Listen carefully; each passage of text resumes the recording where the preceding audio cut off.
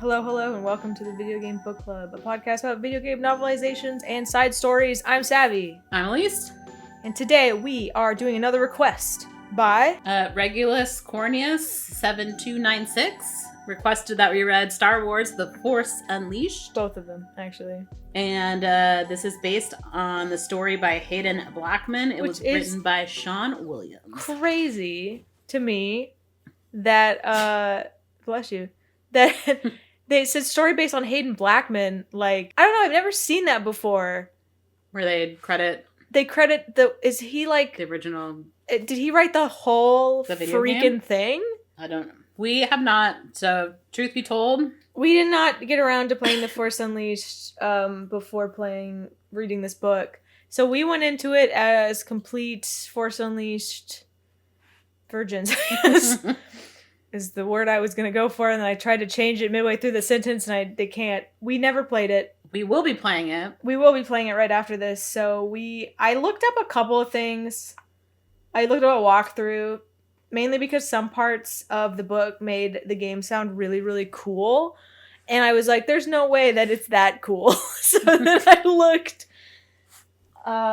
It was directed by Hayden Blackman, Steve Stamatius, and Martin Stoltz. I guess, yeah, he is one of the writers. He's one of the writers. Of course, it's also George Lucas. You can't... It's a weird thing. I'm like, should I know who that is? Should I know who Hayden Blackman is? Well, I mean, he was the... Truth, I've watched all the movies. I know a decent amount of Star Wars, but I'm not a huge Star Wars fan. Wow, so... harsh buds. Not a huge Star Wars fan. No, I'd rather watch Star Trek. Okay, well, that's a totally different thing. You Yeah. can't compare those two together. I mean, they're completely sci-fi. different. You can't be like, I prefer Aliens. I can't watch Star Wars. Like, excuse me? They're different. So he did Mafia 3. He did all the Force Unleashed stuff. And that's all he's directed, according to IMDb. But he's written for a couple of other things. He's done a lot of Star Wars writing. Yeah, I thought that was strange. But hey, it's his story, I guess. He's the owner. It says so right here on this book. This is actually it's part of the Essential Legends collection, and they re-released the Force Unleashed novels. Like, the second one just got re-released, like, last month. So, this is a whole new cover.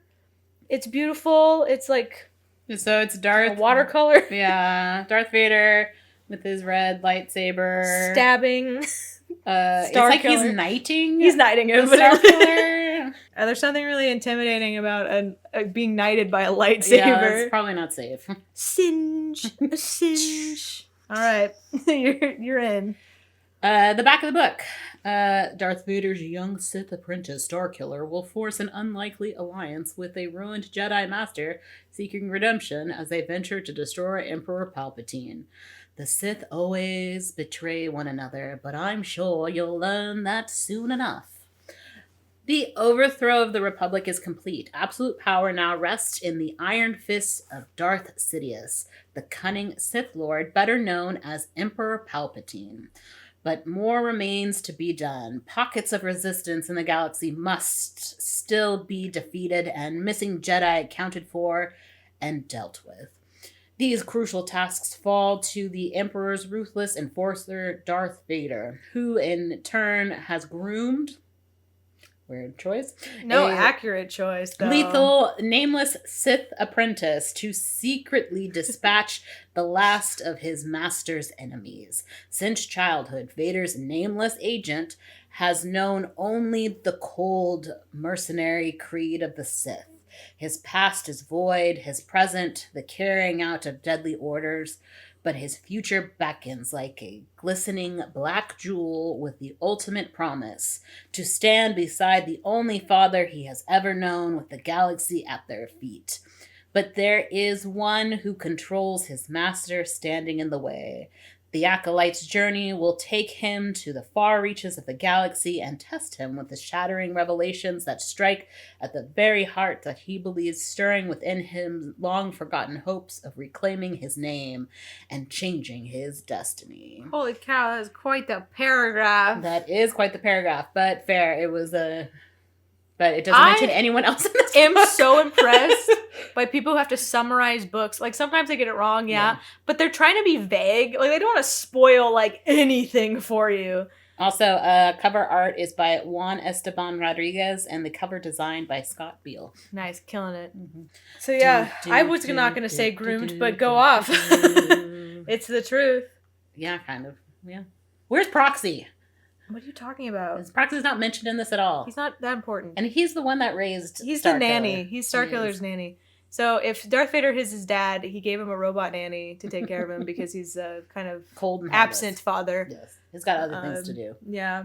So the first question that I had was, where does this fit in the world of Star Wars? It answers it for you in the book. And really far along in the book, I was like, oh, there we are. Like, I would say probably 90% of new Star Wars fiction, it takes place after Order 66. Yes. So this takes place between movie 3 and 4. Like a lot of Star Wars fiction. Yeah. I love Star Wars audiobooks. They always have sound effects and they have music. Interactive. And they're so fun to listen to. I feel like all books should be like that. Mark Thompson read this book, and this is the best Star Wars narrator I have ever heard in my life. How was his he Palpatine? Does so good. Like, I couldn't even tell that he could voice any character amazingly. What did Juno sound like? She sounded like a British woman. Oh, she's just a normal lady. He killed it so much. This is the best freaking audiobook I have ever listened to. And you listened to it on Spotify, right? I did. It was free with premium on Spotify, which is great. And you made it through the whole book? I did. Because you only get, 4 hours? You get 15 hours. Oh, dang. 15 hours? This book is 350 pages, by the way. But it was pretty quick. It's pretty quick. The chapters are pretty short. It's funny because it goes between, like, this chapter is going to take you an hour to this chapter is going to take you 7 minutes. There are a total of 38 chapters. It's in 3 parts, and there's also an epilogue. So. Yeah. If you were wondering about that. I'm kind of excited to play the game. Yes. I would say that I started off more excited to play the game, and then, like, I think halfway through, I feel like part 3, Sean Williams had a word count that he had to hit. Yeah, it definitely wrapped it up real quick. Some of the dream sequence chapters were not necessary, and I really liked the fight scenes. You could definitely tell are going to be cool in the game. The problem that I have with this book is the character, and they're both Juno and Starkiller. This is a romance, by the way. I did not expect this to be a romantic Star Wars novel. And, like, I would say the romance is pretty important. Yeah. This is mainly a romantic story between Starkiller and Juno. But the hero's journey with Starkiller, I found some issues with, and the character development of both Juno and Starkiller. I was just like, come on, man. Well, you have to keep in mind, it is a game. Yeah. But, that's most games. I was honestly impressed. See, I thought, you know why I did not play Force Unleashed? Mm-hmm. I think Starkiller looks ugly. I hate the buzz cut. He's supposed to be so cute. Remember the, like, era where it was, like, Infamous and this one, and it's, like, the piss filter gaming era of the PS3 and the Xbox 360 where they're like, I'm tough guy, buzz cut. I hate that. Mm-hmm. So I didn't want to play this game because I thought, okay, edgy guy, not a fan.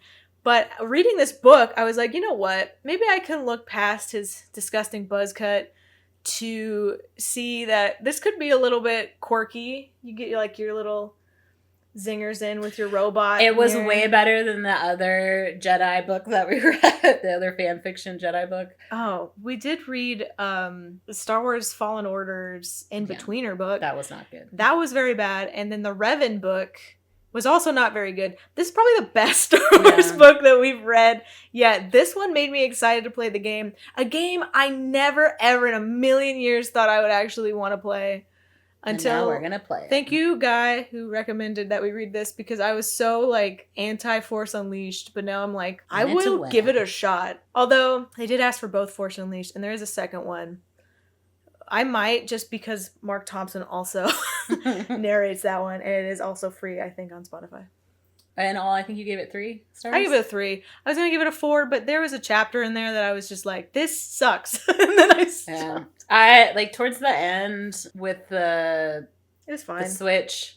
Like, it was a 4. Proxy. I would say until about part 3. Yeah. Then I docked it because I was like, this is not good. Juno killed me at the end, so... Really? In part 3. I was just like... No, actually, part 2. I'll be a hater. She's a hater. Yeah. I'm not a Juno fan. That sucks. I like Juno. I like how Snoopy she is. I like that she's really type A. She has her character conflict to me didn't equate. Her character conflict did get really annoying. I thought more would come out of that based on how important it seemed like it was, but we'll get into that. She's definitely a company gal to spoil the book. And I think I don't have anything else to say. Mm-hmm. So yeah, I think again, mine would be like 2.5, 3. Depend. It started off really good. And then it started to feel like I have to expand this book. It felt wrap everything up, and it was crazy. Was it like the middle part felt like it was lagging, and then the ending felt like we had to wrap it up really fast. Also, when it comes to the world of Star Wars, I know that there's droid. Like I have a basis knowledge of Star Wars.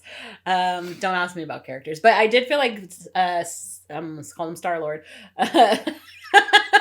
Starkiller. Equally stupid name. Starkiller really reminded me of Ben in the newer movies, the Adam Driver character. Okay, yeah, fair enough. I was like, there's a lot of Starkiller type characters out there in the Star Wars universe, and they're always bad. They're always bad characters. Like, I kind of had to give a little bit of leniency to Starkiller because, I don't know, like, I'm just a badass dark guy, you know what I mean? I have one mission, and that mission is to do what my master tells me to.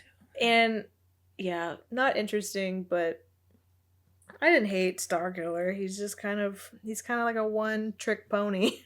He is, but even, and again, I have specific examples, but so the hero's journey is like Aristotle. It's Harry Potter. It's Lord of the Rings. It's like everything. Okay. It's a fall from grace, which we see. And him improve himself, and then I don't feel like it happens for him. What, fall from grace? He has a fall from grace, but as he starts to try to improve, he still does stuff that I'm like, are you a changed person? Well, as you see in this game, in Force Unleashed, I'm pretty sure you can choose if you want to stay a Sith or become a Jedi. So they kind of, that makes this really different then. I was like, how are they going to do that choice? And I can kind of see, especially near the end, how they decided how they were going to do this. I don't know how the game ends. I'm assuming in a very similar fashion. Yeah, we haven't played it yet. So no spoilers for the game, or maybe spoilers for the game because this book might be very accurate. Yeah, we'll find out though. We didn't do enough homework, and I kind of feel bad about it. But also, that was our next game. So we're too slow. you have to check Savvy Gaming Network for her review when we finish the game. Check the website for our review when we're done, which could be a while. Astrobots took us longer than we thought. We ready to dive in? Let's just spoil it. Let's just get into it. It's in parts. Part 1 is Imperial. Maybe we'll come up with another podcast comparison. I don't know. We'll see. We'll circle back. Yeah. Chapter 1. A long, long time ago in a galaxy far, far away. Part 1 is Imperial, and Chapter 1. Darth Vader's secret student is vibing out in his chamber, thinking about what a cruel mistress his teacher is, but we know that Darth Vader's actually kind of a softie. Yeah. He spares this kid often and knighted him as his apprentice. But it's a secret apprentice because the Emperor can't know. Vader's like, I have a job for you. We found a Jedi. I know there's a billion of them after Order 66, but we found one. It's called General Rom Koda. Vader wants our boy to kill him and everyone aboard because he's on like a vessel, I guess. Yeah.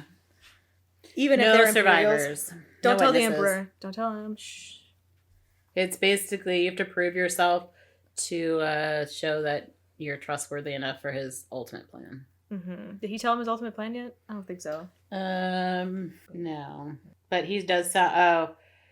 he sounds like an awful teacher, where the quote is, "Learn or die." All right. Bad teacher. And then, yeah. So then he, our boy here, we don't know his name yet. Starkiller? We do not have a name yet. Well, it is Starkiller. Yeah. He enters a man that has no name. hangar bay, and he gets attacked by Obi-Wan Kenobi. Oh my god. And they fight. That's why I was so confused. I'm like, when is this book taking place? But it does take place between the third and fourth, or the original movie. Mm-hmm. Yeah, Obi-Wan Kenobi attacks the apprentice. Chapter 2. Imperial Captain Juno Eclipse. What a name that Juno is. Eclipse. I kind of like it. It's really silly, just like Starkiller. Yeah. She is on the Rogue Shadow, which is a ship. They're on the Darth Vader and the apprentice are on the Executor. She gets like the mission. She's gonna work with Starkiller, our boy. Juno sees. Oh, she's like they're fighting right in the ship. Yeah. So Obi-Wan Kenobi and Starkiller are fighting on the Rogue Shadow. Are they on the ship? No, they're on the so she's next to the Rogue Shadow, but the Rogue Shadow is docked in the Executor. Okay. She gives us background that the fact that her and Lord Vader have conversations, which I was history. Like, bullshit. He doesn't talk to anyone. I guess he talks to her. He says that she has an impressive record, and he's sending her on a secret mission to fly Starkiller. Juno then sees the lightsaber and reminds her of when her father was like, Jedi betrayed Palpatine. They suck. Remember that the Jedi suck. She's got daddy issues, and it comes out the entire game. Yeah. Obi-Wan gets stabbed by Starkiller, and it turns out that Obi-Wan was a droid's hologram. And Which is really impressive. Does this happen in other things? That the droid can take on, look like other people? Maybe. But this proxy is really impressive. That's his name of Starkiller's nanny / droid, as we talked about. The droid is like, I'm sorry, master. I'll try to kill you next time. And Starkiller's like, don't worry about it. Yeah, that's... Don't worry about it. Proxy's number one programming thing is to kill Starkiller. Yep. But he's also... But he also cares about him, so it's a complicated process. Juno hides because she's like, I'm not dealing with these Jedi. Sith. Yep. Starkiller sees her hiding and does like a double take and is like, ooh, hottie. Mm. He asks Proxy and he's like, who is that hiding over there? Proxy's like, that is our new pilot. It's our new pilot. She upgraded his ship. Mm-hmm. They banter. They flirt a little. I put, he's a little bitch. Yeah, he's like, you touched my ship? She's like, yeah. He's a little bitch right now. It's like the Sith level of bitch, right? You know what I'm talking about. So that's why I was worried. At this chapter, I was like, uh-oh, Starkiller's going to be that kind of a Sith. So annoying. I'm going to... I love when it's all like hatred and blood. That's funny. Yeah. It's silly. That's fun. But when they're like just dicks, it's less fun. So they're going to Nar Shaddaa? Shaddaa. Nar Shaddaa. Is that a ship? What is this? Nar Shaddaa is a planet. Okay. Of scum and villainy. So chapter 3 is Starkiller is checking Juno out while she pilots. She is his first woman pilot and his 8th. Proxy gives the rundown of General Coda, and then they arrive at Nar Shaddaa. It's a seedy place, is the crime capital. I think you go to it in KOTOR too. Coda did not have any clones on his team, and so he survived Executive Order 66 like a boss. A lot of Jedi survived Order 66. Mm-hmm. But not Darth Vader. Because there's so many stories about the billions and billions of Jedi who survived Order 66. Looking at you, Cal Kestis, and everyone else. His little rat tail. So Starkiller feels bad that he might have to kill Imperials because he's like, what? That's terrible. They're on our side. No. I'm feeling bad about this. Which I feel like if he was raised by Vader to be an assassin, he wouldn't. Well, he's just a nice guy. He's like, I think he's just like, I have one target. Why do I have to kill everyone? He's just a kind lad deep down. They aggressively land at the facility, and the facility is under attack. it seems that Coda was like trying to be found. He was shooting everybody and bringing alarms up, and he's like, "Come and get me, Vader! I'm over here in your facility on Nar Shaddaa." Juno's like, "I'll be on comms." Starkiller does flippies out of the ship. Classic Sith move. He's fighting troopers who come to investigate their landing. Starkiller also fights like Coda's group, their insurgents group, until the blast doors open and like a bunch of troopers run through. The facility is exploding. Coda's group's blowing it up. I like how you took way more detail. I said Coda and the apprentice fight. Wow. There's a lot of detail. I took so many notes, so get ready. You don't even need to read this book. Juno guided Starkiller to the control center. Starkiller finds Coda and is like, uh-oh, he's cool. Coda is surprised a little by a little baby boy being here and not Vader. Coda, yeah, everyone's pissed that it's Starkiller, not Vader. Yeah, he's like, well, Vader, it's good to see you. Who is this child here? Anyway, Coda was destroying a bunch of bases in hopes to fight Vader, not little baby boy Starkiller. Yeah, it didn't say how old he is. I don't know. I'm just assuming based on his face.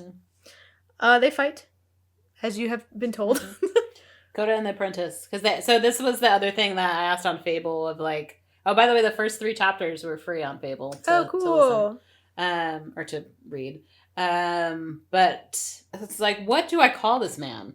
Because it's Starkiller or the apprentice. It is interchangeable throughout the whole thing. So. Just Starkiller. Just call him Starkiller. SK. I put Star or SK a lot. You'll be hearing me say probably Star more often. He's got another name that comes in later. I'm like, too many names for a man who has no name.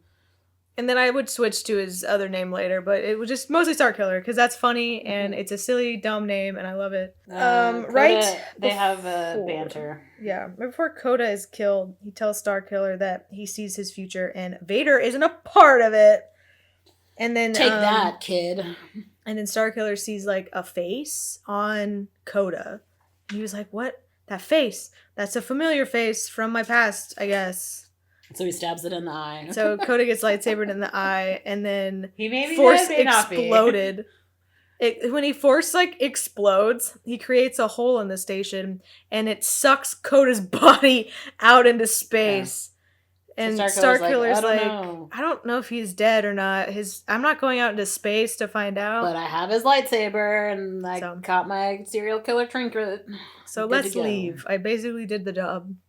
Chapter 4, this is Juno's POV. We do this a lot. Yeah. It'll be Starkiller doing the thing, and then POV back to Juno, who's on the ship, being like, "My past is real sad, and I have a crush on Starkiller." Mm-hmm. That's like basically... My dad left me. Yeah, Juno's POV. She's thinking about the Jedi. Also, she's in a secret hangar. I'm like, how do you have a large enough hangar for a ship that size on the ship? I'm not an architect in the Star Wars universe. You walk by and you're like, that would be the worst job ever. All their shit gets destroyed. She's thinking about how cool Starkiller was. She also will keep bringing up Kalos, yeah. Over and over and over again. You don't find out what happens until a little later on, but then she keeps bringing it back again. Starkiller actually tells her good work and that he was leaving the droid with her. And I was like, wow, he actually said good work. At that moment, I was like, wow, look at that. Sith boy saying good work. Crazy. When she goes to write her report, she thinks about how people know about her psychological profile, and she really wants to read it. Proxy said something. So she Googles herself. Mm-hmm. She hacks in, and she sees a picture of her mother and her academic record, and she finds out that her dad didn't show up to graduation, and that he's estranged, so we find out. Yeah. So she has the classic thing of, I did what my dad wanted to do, but he didn't do. And so he is mad at me for succeeding, but all I wanted was his approval, but I guess he'd just be jealous like that. Yeah. I really thought her dad was going to come up later. Me too. Maybe he comes up in the second one, but it was weird. And then while hacking and snooping, which I did think was funny about her, she's such a snooper. I love that. She went through Proxy's files and she finds live footage of Vader pacing in his room and meeting with Starkiller. Why and she's would Vader allow cameras in his room? Proxy's just watching it for fun. So she's like, oh no, better keep snooping. And then she's like, maybe I can get a better angle if I switch cameras. So she watches, and Vader asks if Coda's dead, and Starkiller lies and is like, yes. And then gives him the lightsaber. The trophy. Vader's like, cool, not gonna check your work. Go after another Jedi we found called Kazdan Paratus. And he's on Raxus Prime. Vader wants to defeat the Emperor, and he's going to use his apprentice to help him, but the apprentice has to prove himself, which is, Juno's like, what? That's crazy. That's against the rules. Starkiller then calls her, and she has to close the feed really fast, and he's like, you up? We got a new mission. Because she was supposed to be sleeping, and definitely has not, so... Chapter 5, they gotta go to Raxus Prime to kill Kazdan. It's a junk world. That's gonna take a while. Mm-hmm. So all details on Kazdan has been erased. But we know that Proxy can't take his image. So we don't know what Kazdan Paratus looks like, but we do know that he makes cool droids.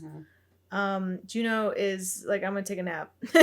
And this is where we get the flashback of Kallus. She dreams of that one time she shut up a reactor on Kallus because Vader told her to. That caused a chain reaction that destroyed an entire world. Juno told Proxy to wake up Starkiller. We're on Raxus Prime now. Mm-hmm. There is a junk tower on the junk world that looks like a Jedi temple. Gee, I wonder where this guy is. It's cool that it's the galaxy's dump. Mm-hmm.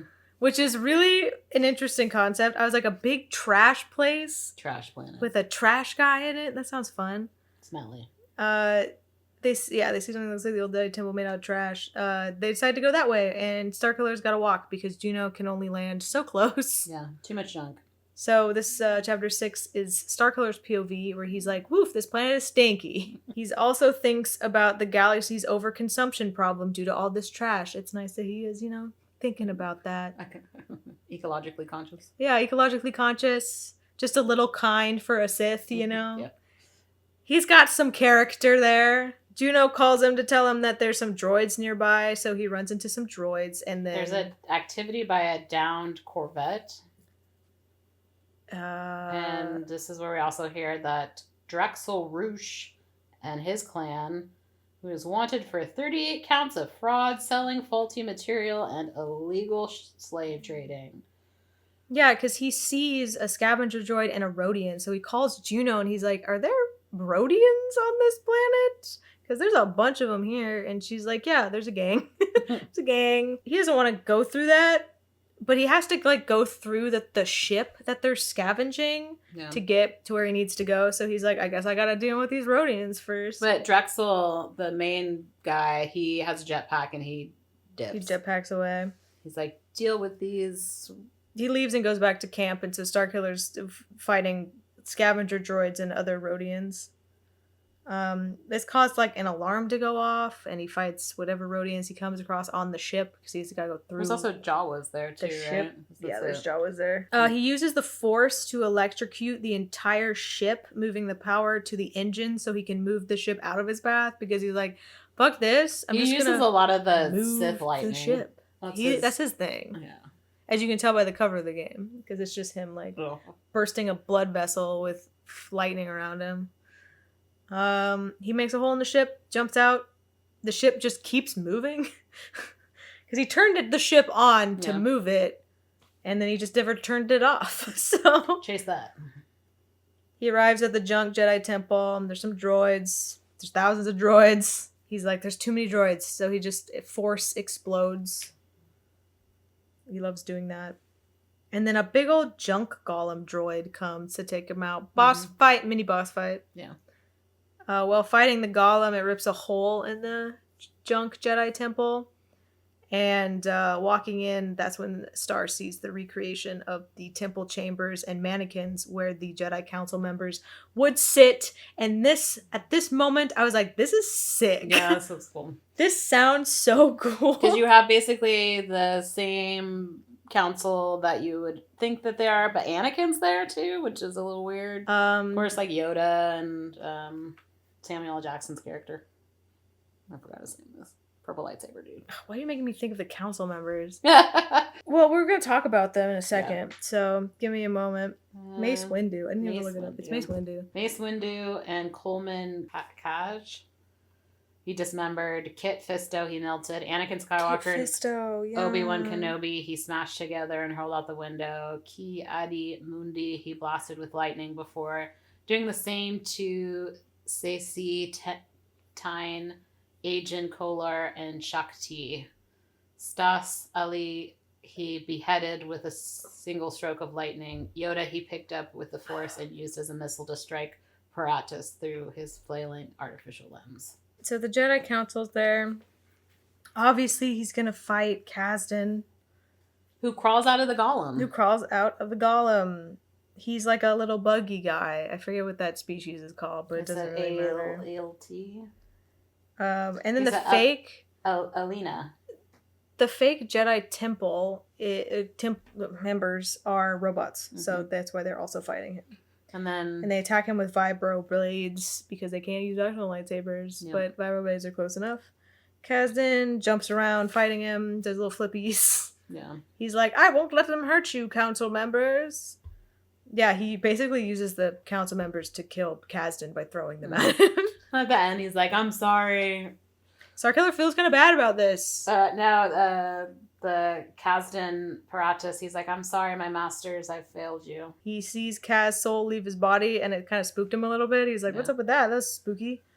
He goes back to the Rogue Shadow, tries to fix Kaz's light pike that he stole from him. Yeah. That's his trophy, is whatever they were using to fight him. He's thinking about Juno and how lighthearted she was. It's got the feels. Vader comes in via Proxy. Proxy will come in and like turn into Vader as like a call. Call me. Tell him there's like one more Jedi. And he's like, one more? I'm ready now, not master. Powerful enough, master? And she's like, you gotta kill Master Shakti. And he's like, I already did. He says that she's amassing an army on Felucia? Felucia? Is that Felucia? Yeah, so he's gotta go to Felucia next, and then Vader hangs up. So, Chapter 7 is back to Juno, and she's like, why is Starkiller ignoring me? I thought we were hitting it off. She comes in to talk to Starkiller, and he's meditating, and she's like, so, like, where are we going? Felucia. Oh, Juno's getting the hots for him real bad. Yeah. This is what I liked about their relationship, is they both are sexualizing each other. Like, he'll be like, ooh, she looks good. And then she'll walk in and she'll be like, ooh, he looks good. And then it'll be like, because you're seeing both POVs. Mm-hmm. And it feels more like an actual romance, unlike when we were reading any of these other Star Wars novels where it feels really one-sided and weird. And then when they get together, I'm like, did you even like him? Did you even like each other? Like, but them, they definitely like each other. And it's a very slow romance. Slow burn? I'd say slow burn. Although I was just like, just kiss already at some point. Felucia is a mushroom world, and Juno talks about like, oh, I could have been a xenobiologist, but my dad disapproved. She got serious dad issues. This is so unimportant. We learned so much about Juno that we don't need to know, and I really doubt that. Also, she never talks about her mom. She just constantly talks about her dad. Well, she doesn't have mom issues. Yeah. But, like, we don't need to know this much about Juno. No. I don't think that's in the game. Unless, like, I don't know, as Starkiller, do you get to read her diary entries? Are you, like, running around your Rogue Shadow and you're like, what did Juno put in the diary? And it's like, I wish I was a xenobiologist. And you're like, haha, now I know something. My dad disapproved, so I joined the Imperial Army. She has daddy issues? That's a great sign for me, Starkiller. She asks Proxy about Starkiller's childhood, which is weird, but probably trying to be like, why is he so off-putting? Why does he like me? Proxy's like, I don't know, ask Vader, he programmed him. Yeah. Juno is like, Vader's his dad, and then Proxy then explains that Star doesn't know about his real parents and that he was acquired very young. And she was like, acquired? and then she asked the number one key thing to tell anybody that they like you. Does he have a girlfriend? If somebody asks that, they're into you. They want to know the deets. Is he taken? Yeah, is he taken? Proxy's like, no. He doesn't care about, he's a murderer? I'm not really. Proxy tells her eventually to mind her own business at one point. Because, like, Starkiller is off the ship at this point. Yeah. Because she lands on a mushroom and they're just hanging out on the ship. These little flippies. Like, ew, it's so gross out here. So she's like, I'm going to go outside everywhere. And do something to the ship. And he's like, clean up it's the dangerous ship. here in Felucia. And she's like, I don't care. Something broke and I have to fix it. And he's like, that's what the last pilot said.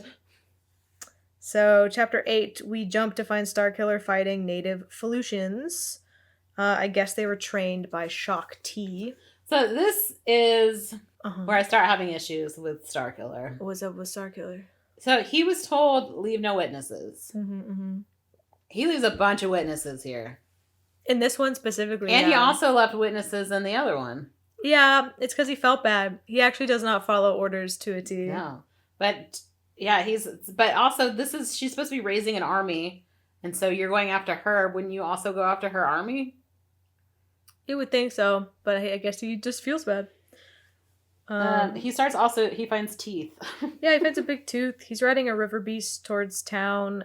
He kills a bunch of town people and finds more big teeth. And then there's like a Snarlack pit in the middle of town, and Shock T's just like hanging out next to it. And that's why there's teeth. That's why there's teeth, because of the Snarlack pit. The village is in the middle of the mouth of a Sarlacc. She calls Vader a coward, obviously, because she's like, she sent his little baby boy bitch to go fight me and not himself. They fight around the Snarlack pit. They do flippies together. He manages to stab her. She also warns him of betrayal. She's like, that was the quote at the beginning. At the end. Sith always betray. They do. It's like you're not ambitious enough if you don't try to kill your master is like a Sith thing. She also tells like you don't need Vader, like you're more powerful than him. Yeah. And this starts to crack. So the Coda saying like, "Oh, I don't see a future with him," and then Shark T being like, "You don't need him. You don't need him. Like you're more powerful." Because he keeps talking about the dark force. Dark side gives him power. And she's like, no, it doesn't. No, you're just cool on your own. Yeah. So he manages to stab her, and he was kind of surprised that he won. It was like an accident. Like he went to block, and it accidentally stabbed her because she did like a weird maneuver, and so she was also like, "Oh, okay." Then he sees people retreat. Yeah. She falls into the pit. Starkiller has to escape the Snarlack. He runs into a bunch of Felucians, and then they just kind of like stare at him and then turn and walk away. Oh, she had a apprentice that before he showed up that she sent away, and he saw that. Yeah. Because that'll become important later. Remember that. Chapter 9. Starkiller comes back to the rogue Shadow. Juno POV. She spies on Starkiller talking to Vader again. I love that about her. Mission complete. Vader tells him he's ready to hang out with him and kill the Emperor. And then afterwards, Starkiller goes to talk to Juno, and she asks like, "Where's next?" And he says, "Well, we're not killing Jedi." Yeah. She says, "That's a bummer. We won't work together anymore." And then he puts a hand on her shoulder, and then he leaves. Yes. Juno has no idea where her allegiances lie because she's like, I can't.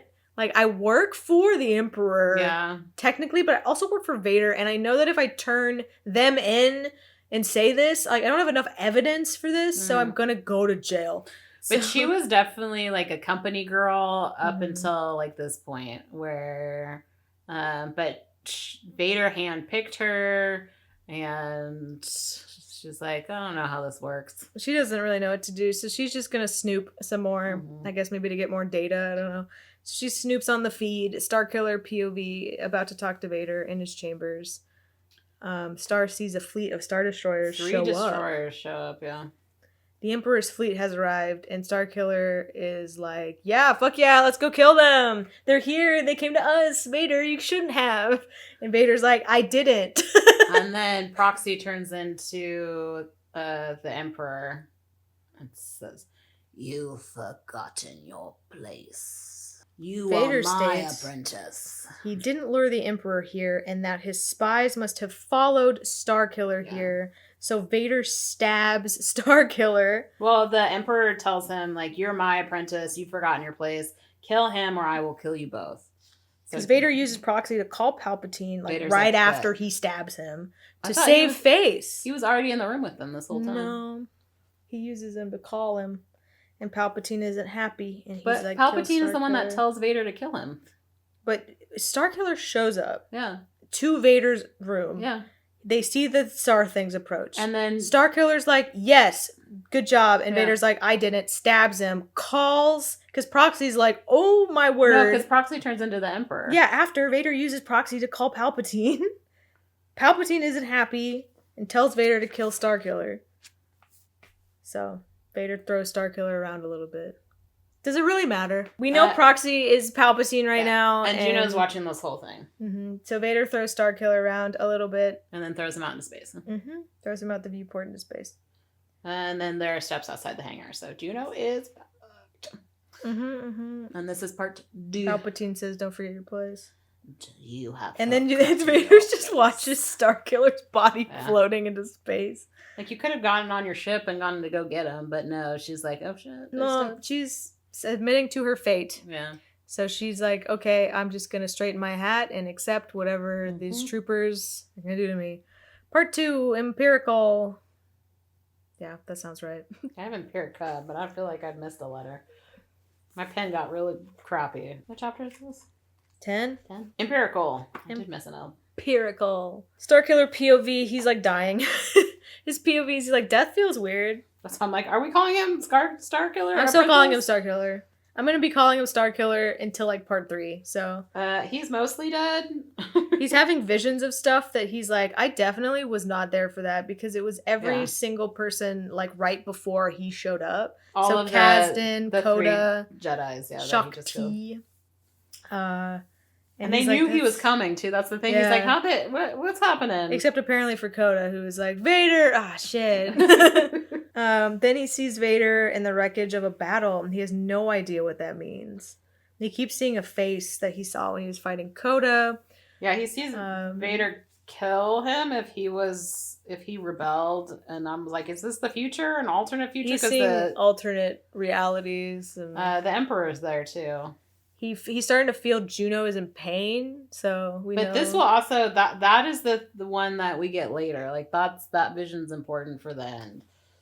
Put another pen in that. So chapter 11, Starkiller wakes up alive. 6 months later. He hears Vader's voice, and Starkiller is pretty pissed, honestly. Vader tells him that he brought him here to be rebuilt, and that Vader actually didn't want him dead, and that Vader still wants to overthrow the Emperor. It's like it's a ploy. But so Starkiller got stabbed with the lightsaber in like the gut, right? Yeah. Does he get any other fancy upgrades? I don't think so. All of his scars are gone. Yeah. It's just weird. Why would you do that? I don't know. I don't know how they upgraded him. He doesn't know how they upgraded him. Yeah. He's pretty worried about it, like, most of this book. There's a part where he has a vision and he's got, like, he's mechanical and stuff, and it was just really confusing to me, because I'm like... To me, that is if you choose to be evil. It's kind of like the renegade route where you're just a little more, like, cut up. Okay. I think maybe if you choose to be evil in this game, then you become more, like, robotic or something. And that might have been a vision of if you chose, like, the being a Sith more than being a Jedi. What are we choosing when we play? Jedi! We know how the Sith one's gonna work out. Sure. This is where we find out that he was nurtured by a killer robot called Proxy. Yeah, Starkiller was very unsure about this partnership. But if he says no, Vader will kill him for real. So he's like, yes. Vader wants him to raise an army to go after the Emperor. As a distraction. He wants, like, meat sacks to go block the Emperor's army while they go, like, take care of him. So they give him new clothes and a new lightsaber, and he's like... It's Coda's, right? Like, it's Coda's lightsaber. Because it's blue. Mm-hmm. So he's like, blue? I'm a red kind of guy? Unsuspecting. Like, so nobody will know, except for... Well, Coda won't know either. He can have Proxy, but nothing else from his past. Yeah, gotta leave it all behind. Oh, but also the Rogue Shadow. Those are the only two things that you can have from your past. Because, by the way, this ship is self-destructing in 3... Because Proxy did that. Proxy's like, so I just decided to hurl this space station into the sun. so that we leave no witnesses because Proxy follows orders. But this is also because Starkiller wakes up and he's like, "Where's Juno?" And Proxy's like, "She's here. She's in prison somewhere on this ship. Anyway, we gotta go to the Rogue Shadow." And then an alarm goes off and they gotta go. So Juno's been in the brig this whole time, which, by the way, is 6 months. Yeah, chapter 12 is Juno's And she POV. doesn't know how much time has gone off. She's like, "Why am I even still alive? I do not understand." Which later she seems to think that Vader kept her alive for this specific reason, which is that Starkiller will save her. And we all know Starkiller is going to save her. Can you imagine if that didn't happen? She just died, and then like, what was the point? That'd be insane. But she's hanging by her arms, right? And her clothes haven't been changed in 6 months, though. Stinky. She hears the alarms, and then she hears that Project Zeta has escaped. And she's having daddy issue dreams, is what I put. I love it. She is. She's trying her best to escape her shackles, but she hears someone is killing a bunch of stormtroopers. Yeah, the stormtroopers, they're trying to escape, but all the escape pods have been jettisoned. Yeah, thanks, Proxy. Proxy like to. He's like, I know how this works. No witnesses. She overthinks about her time at Kalos a lot. She killed the planet. She killed the planet. She'll tell us later why, but it's so stupid. Then she sees Starkiller killing the stormtroopers, and she's like, "Oh, thank God." Yeah, so that's chapter 12. Someone with a lightsaber comes for her, and then chapter 13. This is where Proxy warns him to hurry and to leave Juno because she is part of his past life. He was debating saving Juno. I feel like this whole time. Also, he's the worst rescuer. Yeah, he is. Because he uses his lightning bolts, but she's handcuffed to a metal rack. So. Apparently, Vader spread the rumor that he was a really scary experiment so that people would shoot him on sight. In case he woke up. Yeah, I don't know if he probably would have saved Juno, but he doesn't until he sees her in the prison. Mm-hmm. Well, he goes and looks for her. Because he could have gone just to the ship and he's That's like, true. He's like, let's just run around the ship for a little bit, Proxy, for fun. Then he electrocutes her, trying to get her out of the shackles. So we know Starkiller's going to save Juno. He tells Proxy he's ready the ship, and then he picks her up, and Bridal carries her to the Rogue Shadow. She has been branded a traitor to the Emperor, so... Romantic. But of course, I think he's a traitor too, right? Or he doesn't have a record. Well, his record's dead. Oh. Her record's traitor. Chapter 14. And also dead. No, she finds out later. But they watch the station hurtle into the sun. She takes control of the ship. Starkiller's like, "I want revenge."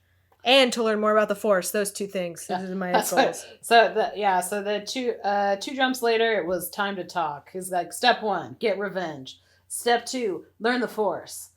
Step 3, find Coda. I think he might still be alive because I did not double tap him. And he could teach me stuff. So he's my first pick for the squad. So chapter 15, we're in a dive bar cantina. We're in a dive bar and I could not tell where we were. Because I put Nar Shaddaa crossed out, Cloud City crossed out. I thought it was Cloud City. I don't know. I think maybe. I don't know. Cloud City later. We're at a bar. And I was like, thank goodness it's Coda and not Juno's dad. Because there's this drunk guy at a bar, and because Juno's dad left, I was like, oh, that'd be so awkward if he shows up and it's like, hey, Juno's dad, we need you on our team. That would be so funny. It would make so much more sense. Yeah. Imagine how much better that would be. And he's really a Jedi. He's just trying to pretend he's not a Jedi. That's why he's like, ew, Jedi gross. Coda would be Juno's dad. But we already saw his picture. It would have been the little trash guy. The trash guy. That's embarrassing. Starkiller walks into a bar. What's gonna happen? He sees Coda and he kicks a table at him to wake him up. And he's like, I don't have eyes. I'm not good. He's blind now. He's like, I don't need your eyes, just your mind. We can help each other. And then stormtroopers take over the galaxy together. Stormtroopers come in. Someone ratted Coda out, is what it says specifically. Starkiller immediately fights the troopers until Coda, help me fight! And he's like, I'm blind. And a little drunk. So, no. The drunk way to fight. Because they talk about a lot of stances in this. Mm-hmm. Specifically, Starkiller did his homework when it comes to each Jedi has a different type of stance for Jedi fighting, and Sith and how they fight. There should have been a drunken Jedi one. That would have been so funny. Blackguard comes, and that's the Emperor's apprentice. Yeah, there's like Emperor's assassins. There's quite a few of them, actually. I thought it was one, because he's like, you're just like me, haha, but for the Emperor. But then there's like a bunch of them, so he definitely kills this guy. He calls Juno and is like, we gotta move the rendezvous point. There's assassins here. He notices Coda isn't nearby, so he can like unleash his force, destroying the whole bar. Coda has Senate connections. Yep. Chapter 16. Starkiller kills an assassin, heads to Juno. I'm pretty sure the Emperor sent the assassins. He fights more assassins, among other guys. Coda shows up and is like, holy shit, that was a lot of guys. Coda is like, it's hopeless to fight the Empire, but I'm going to join you anyway because of my contacts in the Senate, and we have acquired one drunk Jedi! Also, you killed his bar, so he needs a new place to drink. Yeah, not chapter 16. Coda is sending messages on their ship, and they don't know what they are or who he's sending them to. Coda's like, you gotta go to Khajiit, and then he takes a nap. Juno's like, Coda's cool, but also really stinky. She is also worried about everything and overthinks, but honestly, same. Apparently, Starkiller screams in his sleep. He's got a meditation room where he's definitely taking a nap, and he screams and calls out Vader's name and Juno's. So she's like, what is happening? Gross. And then Proxy comes in, and Juno watches them as they... Yeah, she snoops on him. Yeah. They arrive at Khajiit. Juno sees a skyhook, and they're like building something on Khajiit, and she's like, the fuck is that? Coda's contact is an old ally to the Jedi Order. The contact wants something on Khajiit, but they don't say what. If Star gets it for him, then maybe he'll help them. Maybe. Juno makes a comment about Star's previous pilots, and they're not supposed to let Coda know who they are, so everyone's pissed at her. Yeah, they don't. They're lying to Coda. Like, their main goal is to be like, don't let Coda know who you were. That we blinded him. And be careful what you say. And because Coda, we find out later, is cut off from the Force, although it doesn't really feel that way. Yeah, he's like in a gray Jedi kind of way, but not really, because I think he is actually cut off from the Force. I think. I don't know. There's giant spiders on Khajiit. Coda asks about the ship, and Juno's like, oh, it's stolen. And Coda's like, so you're nice fugitives? Mm-hmm. And she's like, yeah. And then he falls asleep in the cargo hold. Juno is going to find out what the skyhook is for. That's her job. Anyways, chapter 17 is Starkiller killing big spiders. And I was like, wait, Coda didn't go with him to a planet where he's got to talk to someone that only Coda knows who it is? They do complain about that quite a few times. And then I said, what the fuck is a skyhook? I think it's just like a big sky elevator. Yeah, we find out later it's used for slaves. To move slaves from one area to another. Mm-hmm. To move slaves from the planet to a station. Mm-hmm. Orbiting. So he was wondering what's up with the skyhook, and he's like, I think I've seen the skyhook before. Did I have foresight when I died? Yeah. That's crazy. That looks familiar. So he's like, okay, I don't know where to go, so I'm going to try really, really hard to remember that vision.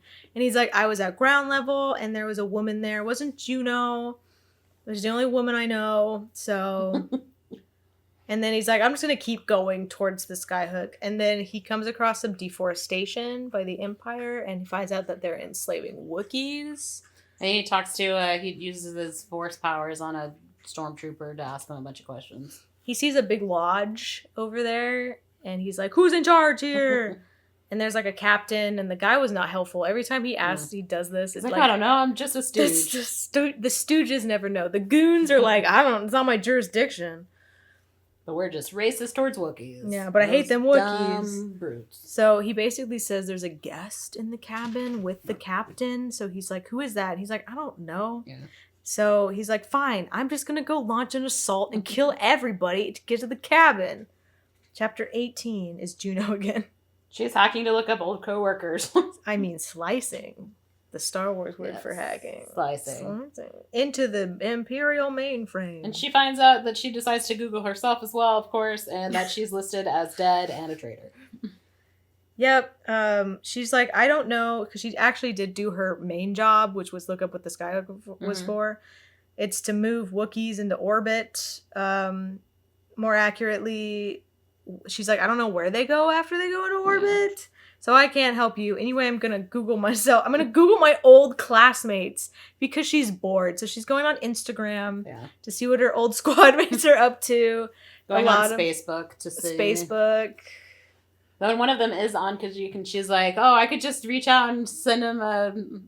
Yeah, just leave a DM. message. I could just DM him. And then she's like, oh, wait, I'm supposed to be dead. Yeah, I can't just do that.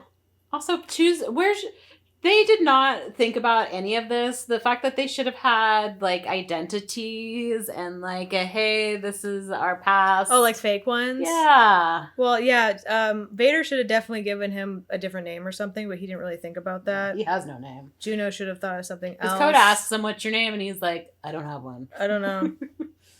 The old Juno can't come to the phone. A boy has no name. Because she's dead.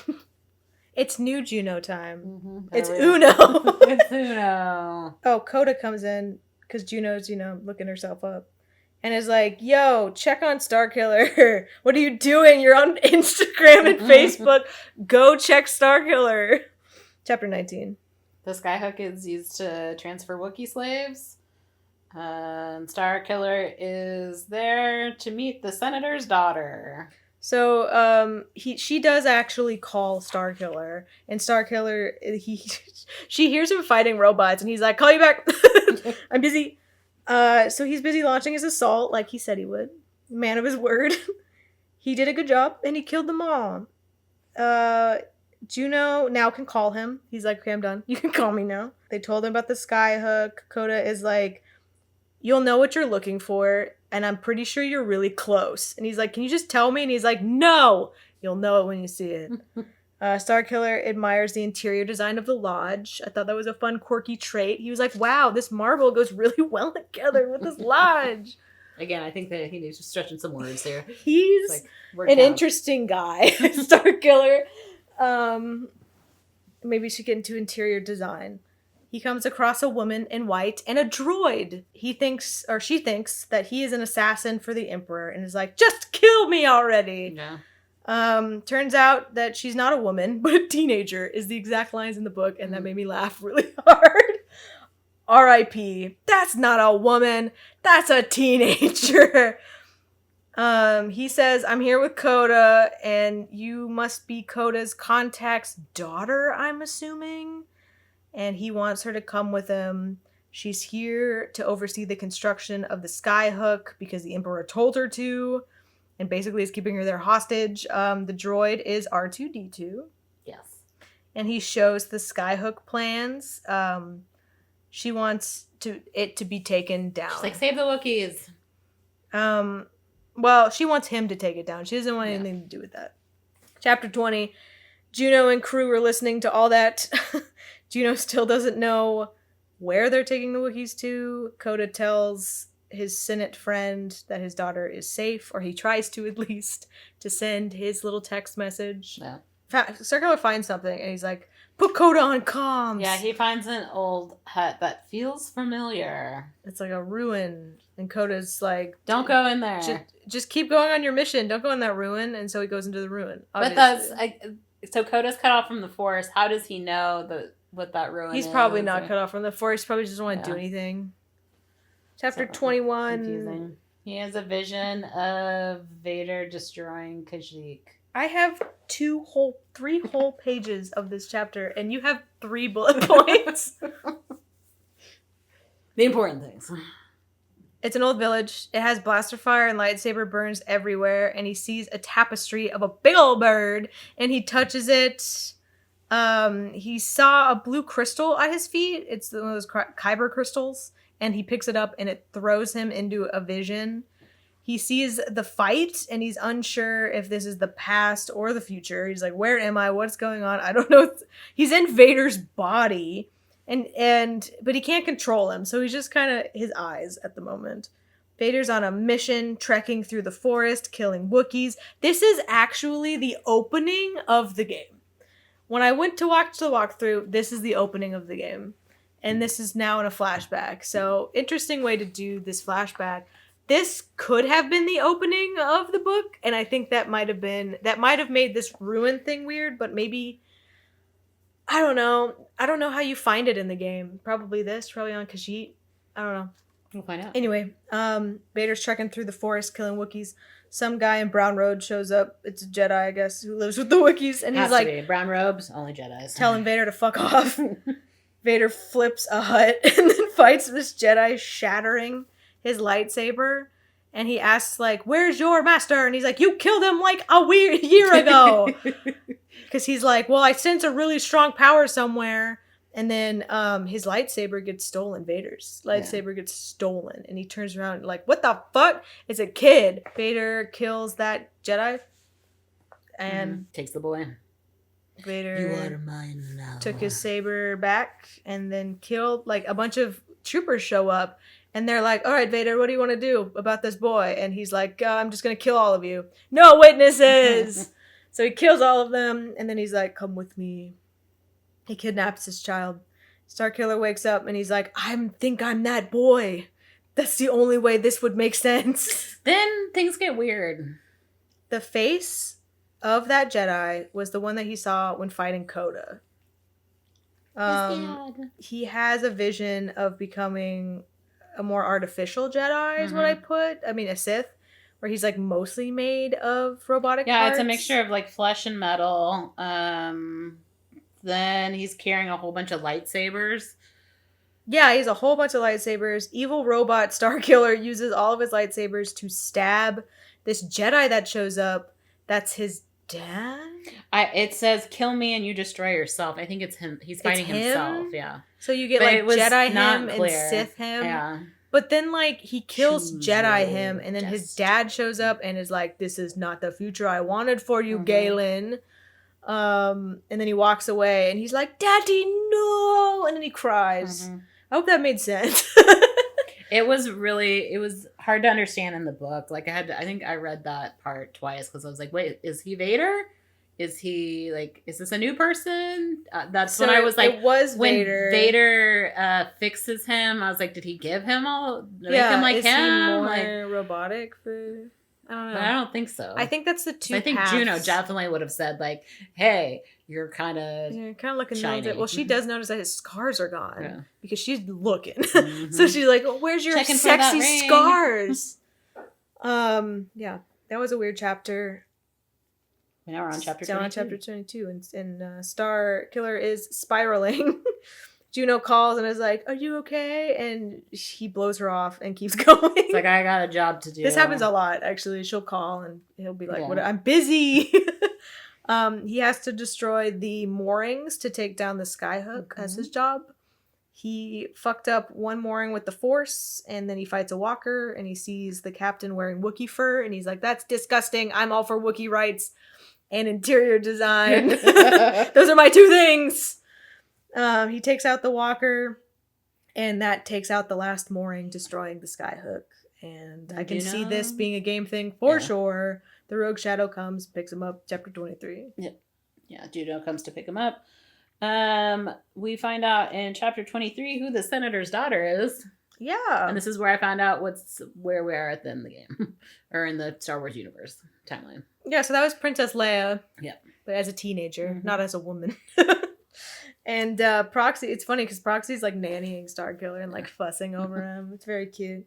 They were on Juno's POV, by the way, because we're on the ship, obviously. This when we hang out with Juno. So Starkiller's like, "So we're gonna talk to the senator?" And Coda's like, "Probably not, because he's missing." Yeah, so Bail Organa, Leia's dad, is the contact with Coda, but he's been missing for a while. For a while, Coda. Yeah. He's like, "I know somebody that could help that's been missing for months." But then also, how would you know to pick up his daughter if he's missing? Well, because he asked him to before he went missing. So he was like, because he was But he couldn't have been gone for a while because one, he told him to pick up his daughter. Two, where we're going to go next, we've already been to before. So it has to be. Well, it has to be while Starkiller was getting fixed. Yeah. Which was a couple months, right? Yeah. And 6. So when Starkiller got stabbed, it's been 6 months. So yeah, it's around between 6 months he's been missing. So Juno goes to talk to Starkiller in his meditation room to be like, what's wrong? Just tell me how you feel. She wants to talk all of this out. She complains about him killing that kid that she knew on the base. She's like, you killed everybody on Kashyyyk. I knew one guy there. And it's easy to kill faceless enemies, but not our friends in the Empire. Yeah. And he's like, I'm sorry about your friend. Hopefully he wasn't wearing a Wookiee suit. And then they go back to the cockpit. Star is like, where to next? Juno's like, I don't know. Coda wants to try and go after Organa. He knew, Coda knows that Organa went to go see Shakti on Felucia. I don't know what the name of this planet is. And so he's like, went to go see Shakti, and so going back to Felucia. Yeah, he was like, oh, on Felucia? And Coda was like, did you use the Force to read my mind? He's like, yes. Starkiller tells Juno that she looks tired and should take a nap, and I will pilot, is what he said. Mm-hmm. He's going to Felucia again. It's funny because it's so obvious that you have to go back to all of these planets that you went to at the beginning, because of course we only modeled like 3 to 4 planets. That's true. I mean, you usually have 3 locations. What year do you think this is? Chapter 24, I just put Juno has a weird dream. She dreamed of Felucia and the Skyhook and of course Kalos and her dad, and then of Starkiller, and then she woke up. Yeah. More tired than before. They're like, you look rough. Chapter 25, Juno comes back to the pilot's chair. Starkiller is worrying about Juno's mental health. Mm-hmm. Very kind. She looks bad. They are 1 minute away. They are searching for Bail Organa's signal. They found the signal. It was close to where they touched down last time, and they're like, that's bad. They find his shuttle. Imperials are here. They see his pod. Starkiller's like, I think I've seen Bail Organa before, like in my visions. Juno and Starkiller check his pod. Starkiller's like, why are we checking his pod? Obviously he's not here. And then she like closed the door and she's like, Starkiller, get your shit together. Coda's gonna figure out who you are. Pretty much. I need you to get your act switched together. Off comlinks, closed door. Get it together. Yeah, so she's like, Coda will know what you did, what we did, and he says, we've got nothing to feel guilty about.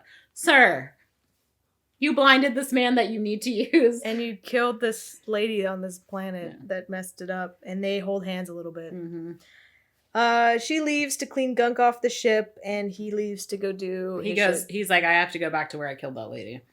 Everything in the jungle is trying to kill him. Apparently the dark and light side is like unbalanced on Felucia because Shakti was the only thing keeping the light side here. Because apparently this is just like an evil planet, I guess. Mushroom planets. So the Imperials are here, so Starkiller tells Juno to move the ship. I said Felucian Warriors Dark Side Edition come to fight him. They're a little different this time. Is this... He goes back to the Starlight Pit? Yeah, and he finds Organa, who's been, like, tied there. Yeah, he follows the Force, and he finds a Rancor graveyard. There's, like, Rancor skeletons everywhere, and he remembers having a flashback or flash forward to when like a Bail Organa was tied up surrounded by bones. So he's like, I'm in the right spot. He finds him in a cell, saves him, and he's like, Master Coda sent me. He's like, yeah, so this lady has been keeping me here. She wants to sell me to the Empire. She locks him up to trade with the Imperials, yeah.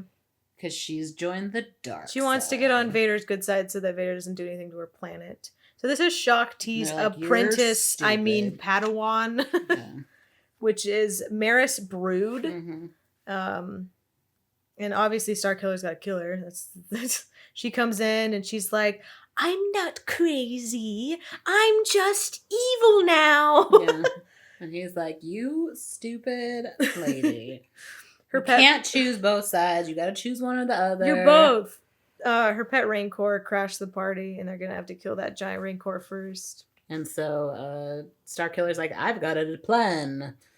I'm going to let it eat me and then explode it from the inside. Genius. And then he's covered in gunk. And now Maris comes up and Mrs. pissed. Obviously, her Rancor pet's dead, and he's like, "Wow, I'm fighting myself. We should actually work together because we're so similar." He thinks she's super lame though because she's. I know he goes. She's been tainted by the from dark side. Cool to actually. It's when he starts winning that he's like, oh, he has like an epiphany when fighting that he's like, the Force isn't dark or light or gray. Those are just ideals to spout philosophy with. The Force is its own thing. Oh shit, I'm getting attacked.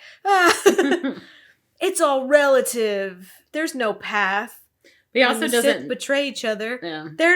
They're just going on different paths. I only betrayed you because I'm going a different direction in my life. But he also like has a quandary with, so she's touched the dark side. Can she come back from that? And yeah, because he's wondering for himself if he can do that. He almost kills her, but then she begs for her life. Please, Shakti abandoned me on this evil planet. It's not my fault. She died. The planet was evil, and the evil just like became me. When I will leave, and I will put the dark side behind me. Wink. And he did spare her, and she's like, "Can I go with you?" And he's like, "No." Well, Organa's also like, "Why'd you do that? You should have just killed her." When she ran away, she actually winked at him. And I was like, "Uh-oh, she's gonna come back." I bet she's in the second one. We'll have to find out. But I was like, "Ooh, she winked. That's not a good sign." I would probably be like, just force choke her at that point. She winked at you. Shot. Yeah, you're good at that. I already have a girlfriend. She's on my ship. I thought the wink always means you're like lying. Yeah. Organa says you shouldn't have done that, and Starkiller's like, it's cool. She'll be haunted by memories forever. She'll just psychologically damaged her. It's all right. And then was like, help us bail Organa. You're our only hope. And they go back to the ship. I'll think about it. Juno picks them up. Starkiller is covered in blood. He's like, he like warns her beforehand. Yeah, he's like, don't worry, when I show up, okay. I'm gonna look freaking crazy. And she's like, oh no. Organa asks them a lot of questions, but is going to help them out. She left Proxy outside to defend the ship, so she just goes and picks them up, which is nice, and takes them to his pod. She does like a cool upside down landing. I made a note of that because I thought that was funny. Organa and Coda kiss and make up. They talk about how Shakti and the trash bug man are dead. Yeah. And Leia is, obviously I couldn't remember his name. They don't know if he is. They do talk about him being dead. They just talk about they haven't been in contact. Yeah, they haven't been in contact because apparently that'll come up later. These people were all friends. All three of them, yeah. They were working together to pull out Vader. But yeah, Leia's safe, and Organa and Juno are left alone and really awkward. And Juno gives him her real name. They talk about what happened. Then Organa asks Juno about Starkiller, and like, you're supposed to be dead. Don't give him your real name. He could Google you. Who is that? And she's like, I don't know. I don't even know his real name, if I'm being honest, which is a half truth. She's jealous of all the young women he comes across on the mission because he was talking about Maris Brood at one point. She was like, oh, another woman? What a whore.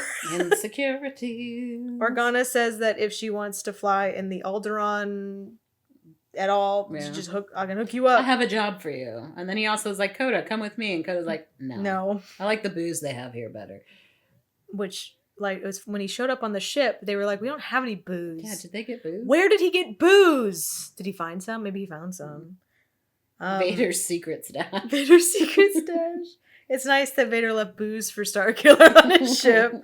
Organa says it's risky to start a rebellion, and Coda's like, we just have to show that the Empire is vulnerable.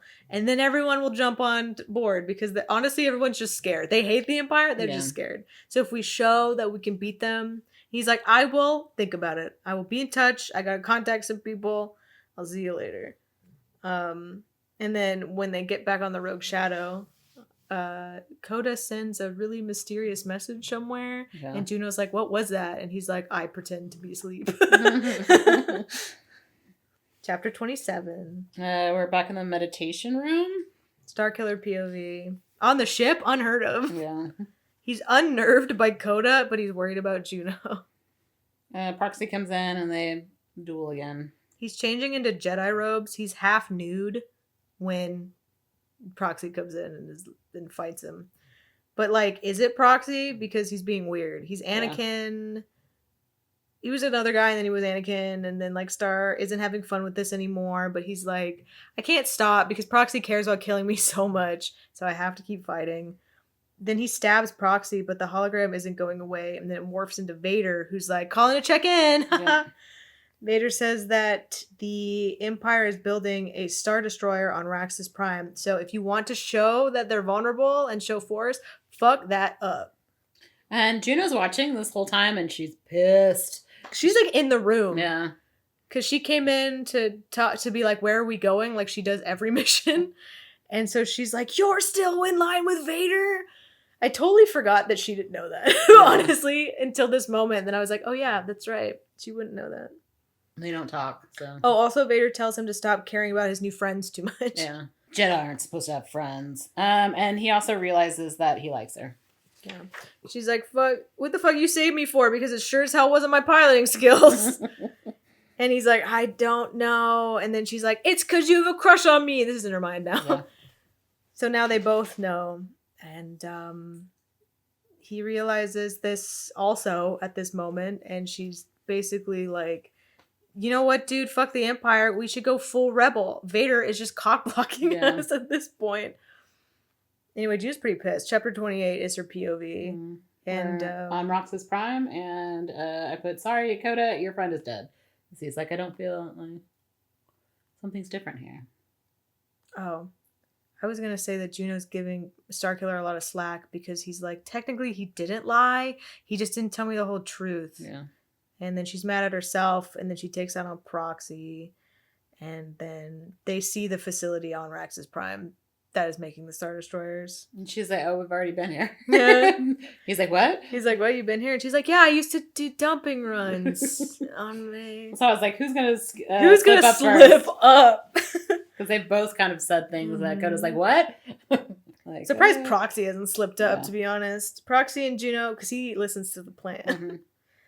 Proxy and Juno have a plan. They're like, there's this cannon that shoots ore into space. So all you have to do shoots the trash up there, is move the cannon so that it's facing the facility, and then it'll just blow the facility up. But she's so pissed and is so short, and he's trying to be nice to her, and he's like, puts her hand on her shoulder, he's like, good job, Juno, that's a good plan. She's like, get fucking, just go do your job.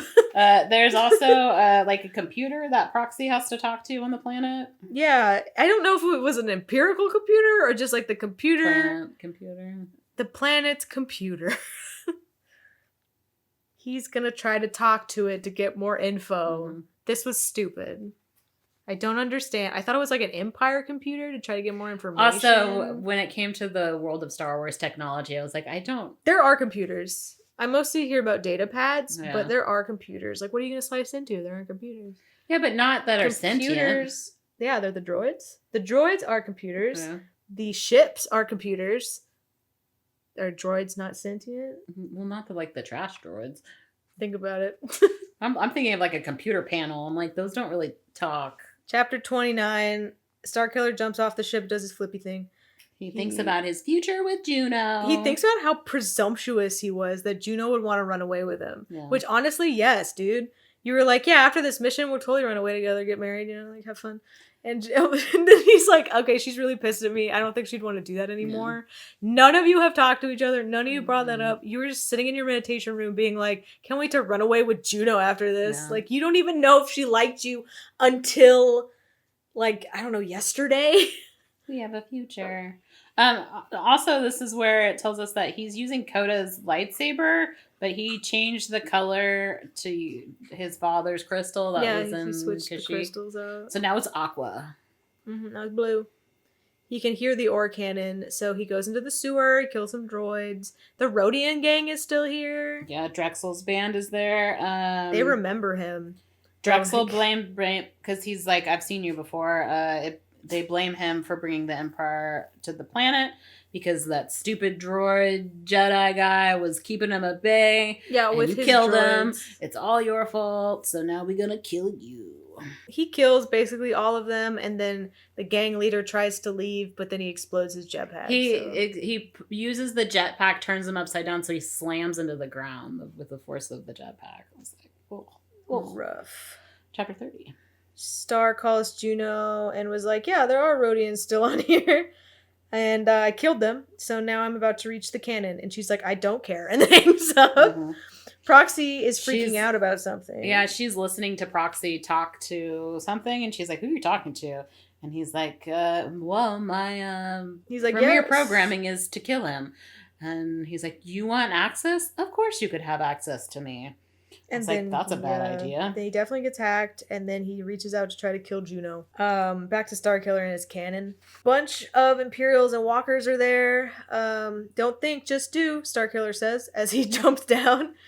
And then we go back to Juno, who's having a dream sequence again. Yeah, about Proxy and escaping. I really don't want to write about this. Cube, drowning, falling. Mm-hmm.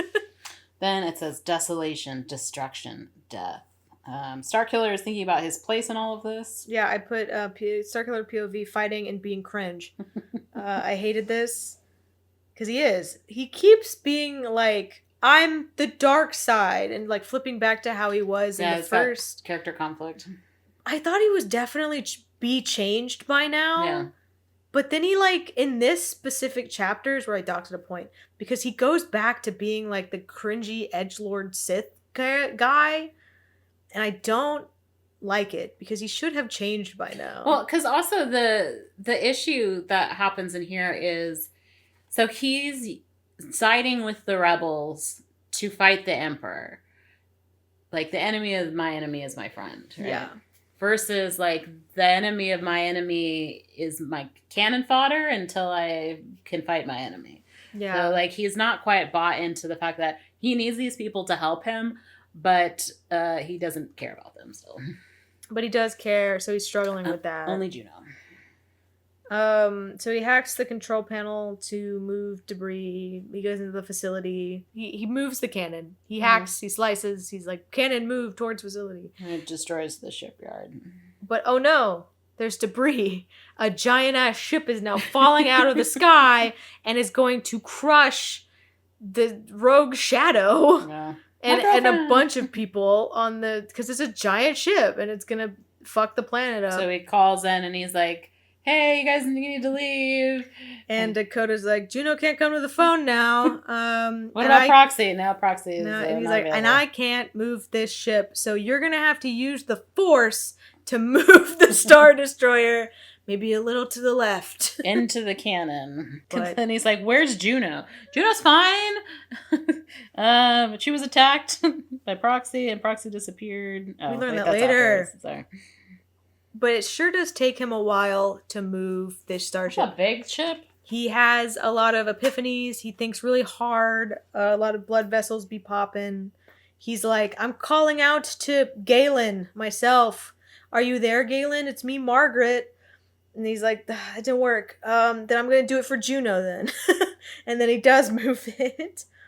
And then it does work. And it crashed into a cannon, causing a big shockwave of trash to like tidal wave. And then we move on to Juno, who woke up in her sleeping quarters. Chapter... No, we're not done yet. No. She makes her way to the cockpit, and she sees that the ship is riding on a trash tidal wave. And she's like, what happened? You took a little nap. Coda's there, and he calls Starkiller, and Juno's like, I don't really remember what happened.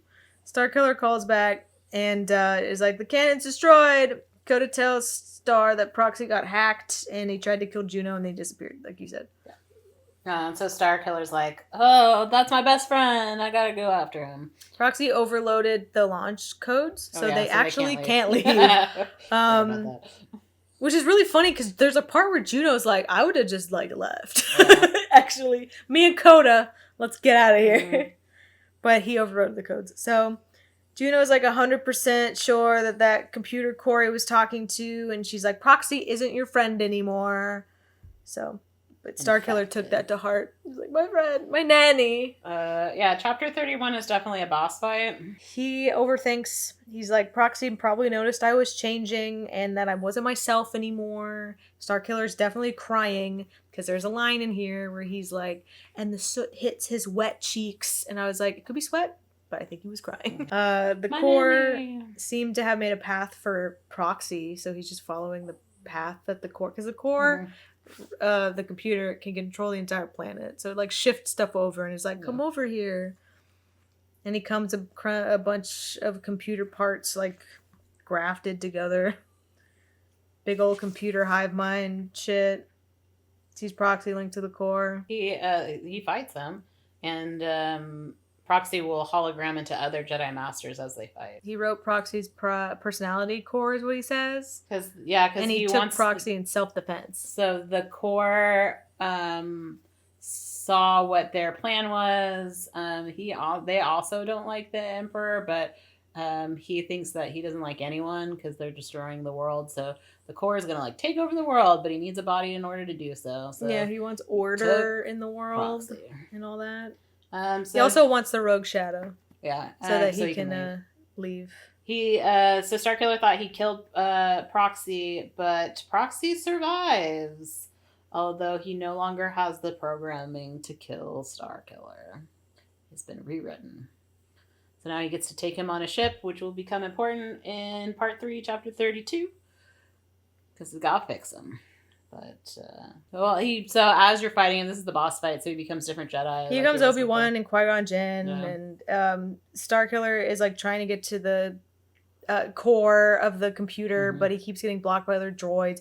He ends up having to stab through Proxy to unplug him, and then he just, like, because if he electrocutes them with lightning, it's going to kill Proxy, so he's like, I have to wait until Proxy's unplugged.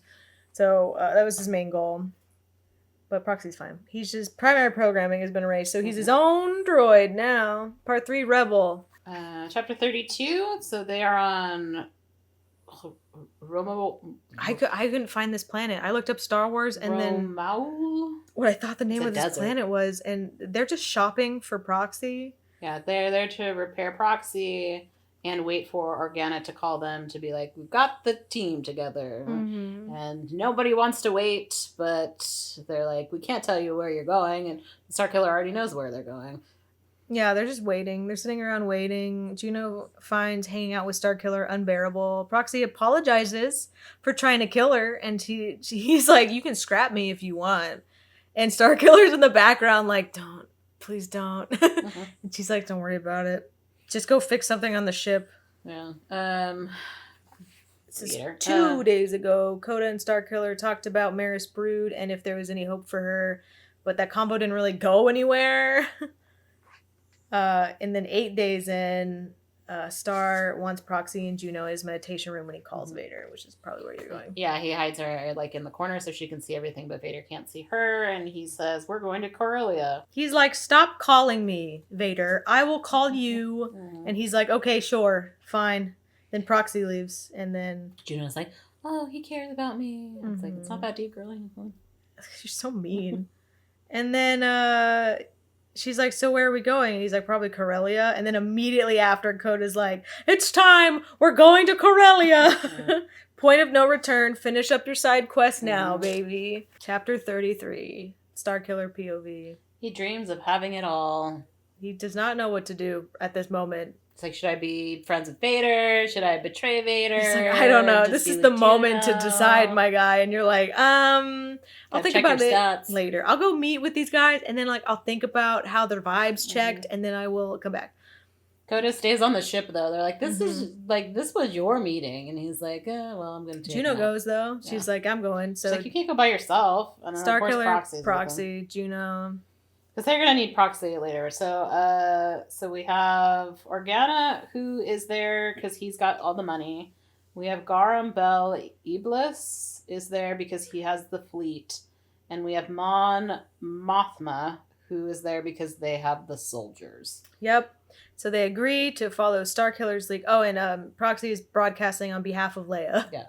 Who I don't feel like we need to have be here because we already have her dad. Yeah. But whatever, she's an important Star Wars staple, and I guess she can be here if she wants to. Do your homework later. They agree to follow Starkiller's lead and whatever he does. Coda comes in, boots polished, looking clean, and he's like, I will join the rebellion too. I just had to take a shower first. Yeah, because Organa's like, well, you've saved at least 2 of us, meaning Leia and him. And then Coda's like, actually 3. Make that 3. Uh-oh, there's an explosion. A freaking Star Destroyer and TIE Fighters interrupt their official declaration of rebellion because it's like in the middle of this is our declaration of rebel. Huzzah! Pew, pew, pew. Oh no, here comes the troopers. Chapter 34, Juno's POV. She rolled and starts shooting. Mm-hmm. Vader's here. She missed. Vader crashes the party. Well, she hit, but like Vader blocked. Yeah. Don't want to be too mean. She did hit. Vader blocked. Vader tells them to take the senators alive. The Emperor wants them. The Emperor wants to execute them personally. Just wants them, not execute. Yes. Question. Oh. Coda tries to attack Vader, but gets thrown away. Oh yeah, he air chokes Coda, and I was like, is he dead? I thought Coda was for sure dead, but he's not. Vader looks at Starkiller and is like, good job, apprentice. You have done well, my apprentice. Doxing him in front of everybody. Everybody looks freaking sick. They're like, everyone turns at once to look at Starkiller, and yikes. He's like, big yikes. And then, like, they get into it, and Vader throws a stone table. Vader throws a table at him, and it chucks him so hard backwards that he goes outside. Yeah. And then Vader follows him. Proxy is like, hey, Juno, you're the only one who could save us. Yeah. Go to the rogue shadow. He takes her at like a side exit, and then he becomes her to go back into the room. So no one will notice that she's gone. Yeah. What a bro. But they're not like, where's Proxy? Chapter 35, Starkiller is face down outside in the snow. Vader comes up to him. Starkiller's like, what the fuck, dude? You said you wouldn't come until I called. And he was like, I lied. Yeah, I'm like, what is the whole point of this whole plan? I've been lying this whole time. Which, like, I don't feel like he was.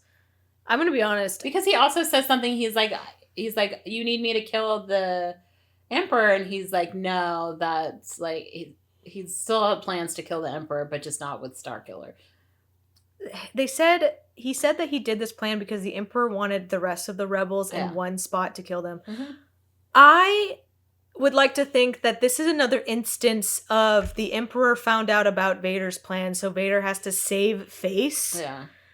Again. This whole thing was just way over the top of like what it could have been. Because obviously Vader cares a little bit about Starkiller because he doesn't fully kill him twice.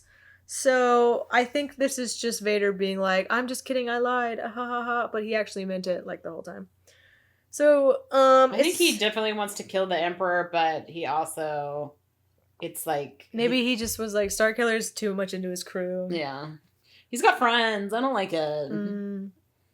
It's boss fight time, but Proxy jumps in to fight as Obi-Wan, and Vader kills Proxy real quick. Yeah, so Vader had thrown Starkiller over the cliff, but he was still hanging on, and before Vader, like, finished him. Proxy comes in as Obi-Wan, but, he does not last long at all. And it's sliced. Vader just walks away. Well, Starkiller, like, falls into darkness, and then just dies. He's like, you know what? I kind of like dying. Wish I could have told Juno I loved her, though. But whatever.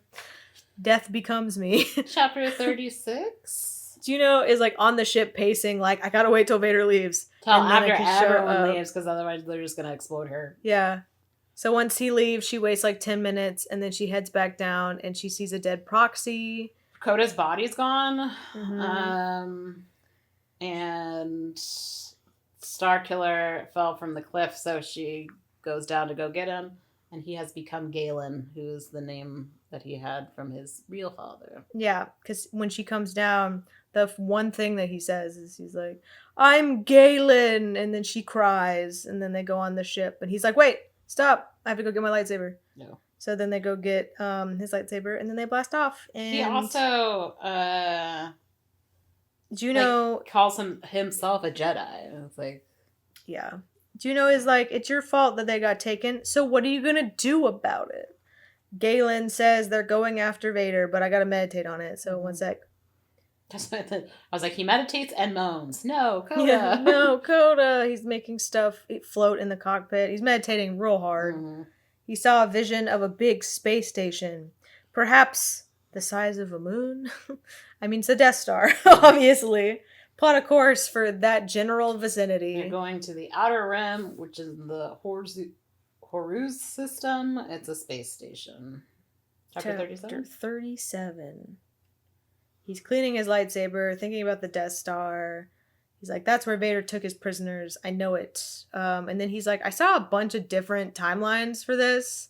Very strange. Also, like the fact that, so he's thinking about, again, he's meditating all that, and he's like, when I pulled the ship down, Galen didn't come because he was like, oh, Galen, give me the strength, and then he didn't have it, and so he thought about Juno, and Juno gave him the strength to move the romantic trash.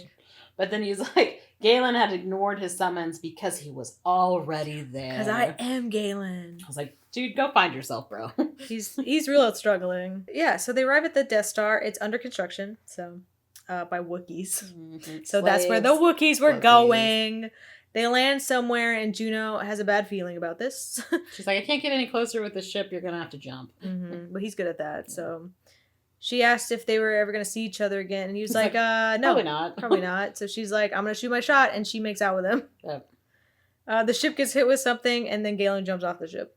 That's chapter 20. That's chapter 37. Now it's 38. Technically last chapter. Final chapter, very long. Before the epilogue. Mine is, again, super short. Oh my god. He sees the Wookiees, and he's like, I'm going to need a distraction. So instead of saying, hey, I should release these Wookiees because they're slave labor... He's like, no, I'm going to use them for a distraction. So he's got to find a way into the structure. He does the trooper thing. He's like, where are the prisoners? And he's like, I only know where the Wookiees are. So he's like, okay, show me where the Wookiees are. He's choosing the wrong people to use the Force on. So then he frees the Wookiees to cause chaos in order to kill a bunch of troopers. Galen's like, I don't speak Wookiee. I'm hoping you guys can speak English. I need a guy to tell me. I mean, Galactic Basic, but I need to know where the human prisoners are. And so one Wookiee like pulls the one that can speak Galactic Basic aside, and he's like, "Yeah, me and these 4 guys know where they are." And he's like, "Okay, cool." And then he takes them to a spot, and then they're like, "All right, thanks, dude. Thanks for getting us this far." We got more than that. Oh. The squad fights AT-ATs. He jumps into one of them. He hacks it. AT-AT? What is the? Isn't it ATA-ATA? You can say AT-AT or AT-ATs, and I'm gonna say it doesn't matter. Because then there was like an AT-ST, and I was like, "What is this?" It doesn't matter what you say. I like the AT-AT. Okay, you say AT-AT, but you didn't write it down, so I could say AT-ATs. I was just trying to clarify it in the Star Wars world. I don't know what's correct. So. One Wookiee, it's down. Wookiee down. AT-AT explodes. They make it to the hatch. He's like, these Wookiees are sure smelly. I wonder why I don't recognize their smell because I used to live on Kashyyyk. Yeah. But whatever. Galen has to go through the exhaust port to reach the prisoners. The Wookiees are like, you gotta go alone. Because we're going back. We can't fit in there. And we gotta go save our bros. He fights some other guards. He sees a big cannon, and he's like, that's a big laser. And then he reaches the top of the laser tube, and he's like, 8 whole lasers? That could blow up a whole planet. And he's like, should I deal with this giant planet-destroying laser? And then he's like, nah, the rebels will handle it later. Mm-hmm. Again, not helping the rebels, not helping really the Wookiees. Funny. He's just there for Coda. Galen drops down. He sees the Emperor threatening the prisoners. Galen just like walks up. Yeah. Vader's there too, by the way. Sup, dudes? I survived. I'm here now. Vader and Galen fight. It says instead of hate fighting, Galen is gonna try pity fighting, which is like that's still kind of you were the chosen one. That's like a dick move still. And you're like, well, now I pity you, so because I'm better. I'm better than you, so. He keeps calling him weak little bitch who won't stand up for himself. That's what we call Vader all the time. They fight. They blow up a generator. It really fucked Vader up when they blew up that generator. Yeah, like takes off half of his helmet. Yeah, you can see his flesh and his icky face. And Starkiller's like, ew, what the fuck? Look at his face. This is the guy I used to follow. The Emperor's like, do it. His favorite line. Do it. Kill Vader. Rule the galaxy at my side instead. And Coda's like, don't do it. Then Galen goes for the Emperor. He also is like, do it. Kill me. Starkiller, kill me. Do it. He doesn't. So the Emperor's like, you fucking loser. You little bitch. So the Emperor zaps Coda more. Yeah. So Galen steps into the lightning and is like, go! Run away! Save them! Save the senators! Starkiller also uses lightning at the same time as the Emperor's using lightning, and they touch each other, and they're just both electrocuting the shit out of each other, and like mid-hug. Troopers are about to shoot his friends, who are fleeing. So Starkiller is like using the Force. I swear to God, he goes Super Saiyan. Yeah. He does like this weird, he's like, light side and dark side. I'm doing both. I'm going to turn Super Force Man. So stupid. This is so dumb. That also does not work well for him, though. Killing all of those troopers. The gang escaped the Death Star. Is pretty torn up because he went Super Saiyan. Supernova. And like, Galen is dead because you can see Vader going through the rubble of all the dead troopers and being like, he's dead. This is the vision that he had in like chapter 11 or whatever that earlier chapter was. And Vader crushed his lightsaber in the underfoot. And the Emperor's like, well, we gotta go after those guys later, but we'll do that later. We'll do it later. All right. Epilogue. Juno's POV. Juno's on Kashyyyk because that's where they took the rebels. Very bummed that Galen is gone. She was like, we went here to honor Galen's memories. So they're at the hut where he used to live. Well, she's at the hut. They're doing something else. We she's learned there that with Leia, right? she's there with Coda because Coda comes to see like what's up. His full name is Galen Merrick, I think. Yes. His dad was a Jedi Knight, Kinto Merrick. Why did so many Jedis have kids and romances when they're not supposed to form attachments? Probably the same reason that there are like a billion Jedi in the galaxy after Order 66. It's because that's just how the stories work. Can't stop the feeling. We got Revan. We got what's that guy with the beard that's stupid? Stupid bearded guy? I know. It could be any Jedi. He's such a normal name too. Well, Anakin had kids. Anakin had kids. Kyle Katarn can like have relationships even though he's a Jedi. Like it doesn't matter. I mean, we already talked about Revan had a baby and a marriage. And, like, so did Luke. But I think Luke is technically a gray Jedi now. So, because he does get in a romantic relationship. I don't know if this is canon anymore. But in, like, a bunch of older books, there was, like, this redhead that he'd gotten in a relationship with. Mm. Anyway, it doesn't matter. It's just because story be storytelling. And, like, what even is Star Wars lore? Whatever you want it to be. Whatever you want it to be. Make it your own. At his hut, Coda comes to see her. She's like, you knew the whole time, didn't you? And Coda's like, yeah, I kind of figured. Then why'd you help us? Coda's like, because he had a crush on you, to be honest, and I could sense it in the Force. The Rebel Alliance starts today. Leia's like, we need a symbol to rally behind.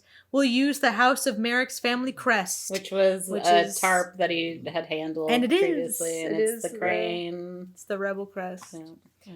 So that's how they remember him. Thus ends Force Unleashed. Our next book is Dead Space Martyred by B.K. Evanson. By Burger King Evanson. So this is a book that also got re-released. It just got re-released. It just came out last week, so I have a brand new copy because when we looked at this earlier, it was out of print, and a littler copy, mass market copy, expensive, was like $34 to $80. I don't know why they decided to relaunch these. Maybe they're going to do some Dead Space 2 remake or something. I don't know, but they came out with the two of them. So this is the first of the two. And apparently it's awful, so we might not read the second one.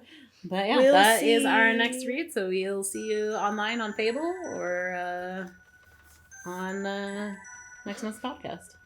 Okay. Bye.